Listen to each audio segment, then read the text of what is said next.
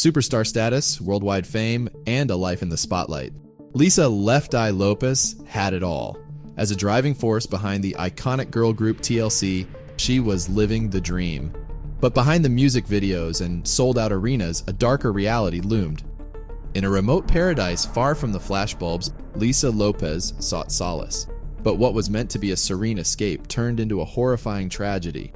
The last minutes of Lopes's life were a collision of speed and sudden chaos, leaving a void in the world of music that could never be filled. Join us as we dive into the story of Lisa Left Eye Lopes, a tale of music, fame, struggle, and a life cut short in its prime. Let's explore the layers of her life and unravel the puzzling mystery of her terrifying last minutes. Lisa Nicole Lopes was born on May 27, 1971, in Philadelphia, Pennsylvania. She emerged from a tumultuous childhood, marked by an abusive relationship with her strict and domineering father. Lopes's parents split up while she was in school, and her paternal grandmother took care of her during the later years of her childhood. Through the chaos, music became her sanctuary. She showcased her talent early on, playing with a toy keyboard when she was just 5 years old and performing alongside her siblings in the Lopes Kids at local church gatherings. Even then, her unique charm and star quality were evident.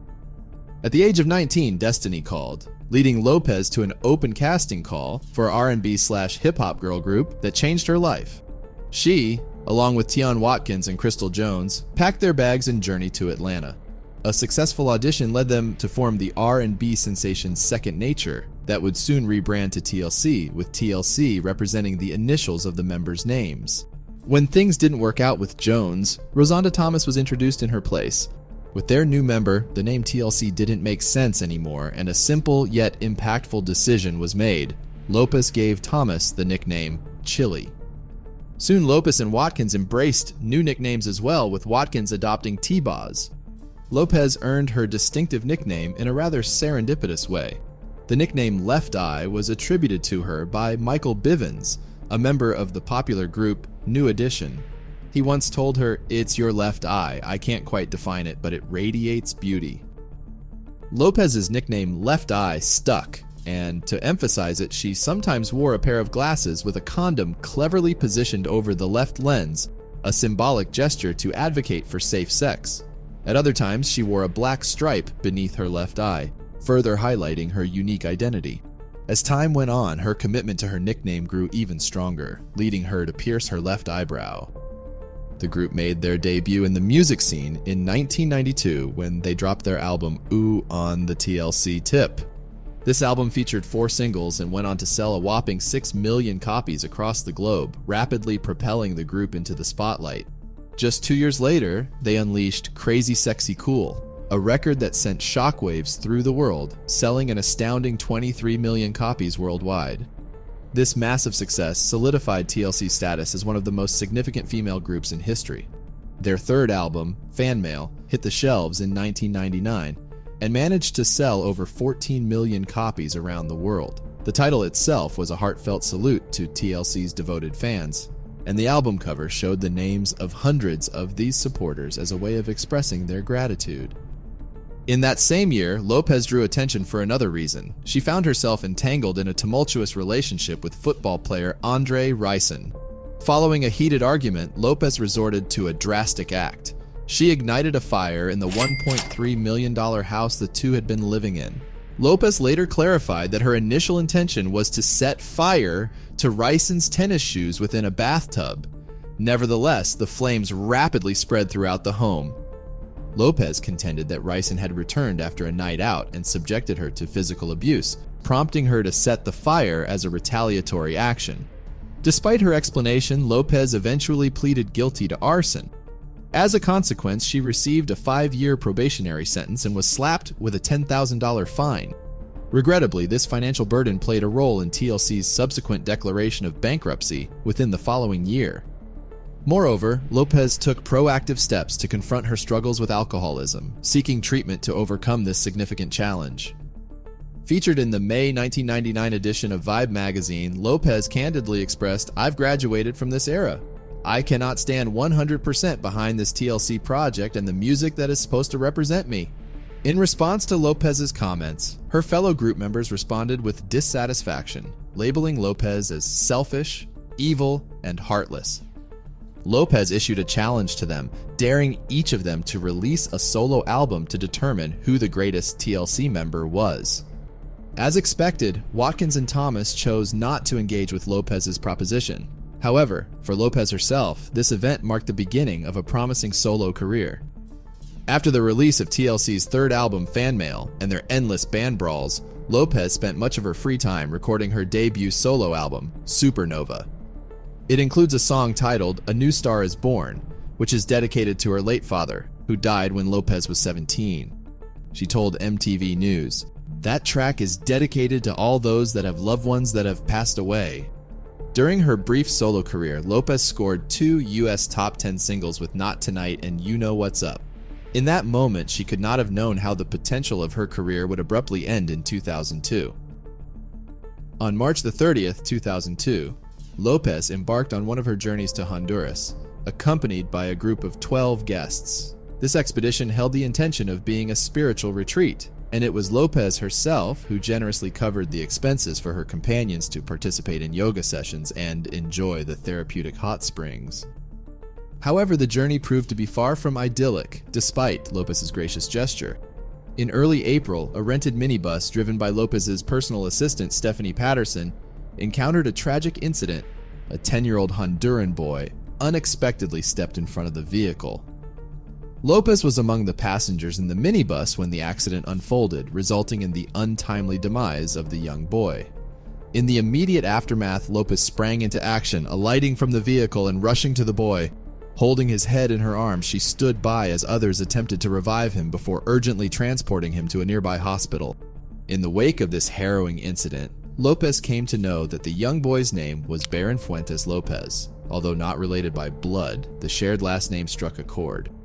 Displaying her compassion, Lopez paid the boy's hospital bills and subsequently bore the financial responsibility of his funeral arrangements, covering approximately $3,700. Furthermore, she extended financial support of around $925 to the family, addressing any additional financial burdens. The authorities and the boy's family arrived at a consensus that his passing was an unpredictable tragedy, with no responsibility attributed to either the van's driver or Lopez. Despite her innocence in the matter, the incident left an indelible mark on Lopez's consciousness. Reflecting on the tragedy, she confided, "I don't believe I'll ever overcome it." During her trip, Lopez had brought along a video camera to document her experiences, and she addressed the incident on tape. The footage captured Lopez sharing her sense of being followed by a spirit. She was struck by the fact that the child who tragically lost his life in the accident shared a similar last name. This connection prompted her to engage in deep contemplation, ultimately leading her to consider the possibility that the spirit might have made an error in claiming the boy's life rather than hers. Little did she know the fate that awaited her. Just 3 weeks later, on April 25, 2002, tragedy struck for Lopez. As she was behind the wheel of a rented Mitsubishi Montero SUV, driving the streets of Ceiba, Honduras, Lopez swerved slightly to avoid a truck. It remains unclear whether the truck was moving at a slow pace or stationary. Swiftly thereafter, in a rapid reaction, while speeding, she veered to the right in an attempt to avoid an oncoming car. The consequences were dire. The SUV veered off the highway and flipped multiple times, colliding with 2 trees along the way. The impact resulted in Lopez and 3 others being ejected through the windows before the vehicle eventually came to a halt in a roadside ditch. Lopez died instantly as a result of neck injuries and severe head trauma. She was only 30 years old. Inside the SUV, there were 7 passengers, including Lopez's sister Reina and brother Ronald, 3 members of a rhythm and blues group Egypt, and 2 video producers. In the aftermath of the crash, it was widely circulated that Lopez was wearing her seatbelt. However, a cameraman situated in the front passenger seat was recording during the terrifying drive. Consequently, the final moments leading up to the pivotal swerve that resulted in the fatal accident were recorded on video. When that video was released, it became obvious that Lopez was not wearing her seatbelt. Lopez's final farewell took place at New Birth Missionary Baptist Church in Lithonia, Georgia. on May 2, 2002, drawing a multitude of attendees. Her casket bore the touching lyrics from her contribution to Waterfalls, etched as a tribute. Dreams are hopeless aspirations in hopes of coming true. Believe in yourself. The rest is up to me and you. Lopes was the proud mother of 2 children, both through adoption. She adopted a girl named Snow Lopes in 2001, who was 8 years old at that time. 10 years prior, she already adopted a boy named Jamal Lopes, who was 12 years old at the time of adoption. In a statement to MTV, producer Jermaine Dupri remembered Lopes for the amazing woman she was. She was determined to be something in life. She was a true rock star and didn't care about no press. She was the rock star out of the group. She was the one that would curse on TV. She had the tattoos. You could expect the unexpected. When you see Lisa, you could expect something from her. That's the gift she carried. Just before she died, Lopes recorded several songs for TLC's upcoming 4th album titled 3D. One song on the album, Turntable, is dedicated to Lopes. The lyrics run, "I used to walk around like nothing could happen to me. Life is a gamble, so I should live life more carefully." Thomas said she would have loved the song. "This would have been one of her favorite songs. Her time was so short," said Watkins. "I wish we could have just been 3 little old TLC ladies together. Just be 3 old little ladies, still kicking it."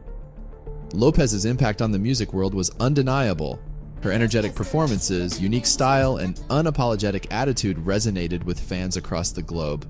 As the rock star of the group, she pushed boundaries and challenged norms, leaving an indelible mark on the music industry. Her solo career showcased her versatility and creativity, producing hit singles that continue to be celebrated. Beyond her musical contributions, Lopes's legacy extended to her philanthropic efforts.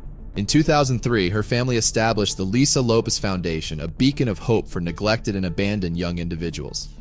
Her foundation's motto, "Energy never dies, it just transforms," reflected her spiritual philosophy and a drive to make a positive change. As mentioned before, much of her trip to the Central American nation was filmed, and this footage has been turned into a VH1 documentary, showing the final 27 days of Lopes's life, titled The Last Days of Left Eye. It premiered at the Atlanta Film Festival in April 2007. Lisa Left Eye Lopes' story remains one that captivates hearts. Her journey from a troubled childhood to international stardom is a testament to her resilience and talent. Let's remember her not only for her music, but also for her commitment to making a difference. What part of Lopes' story resonated with you the most? Share your thoughts in the comments below.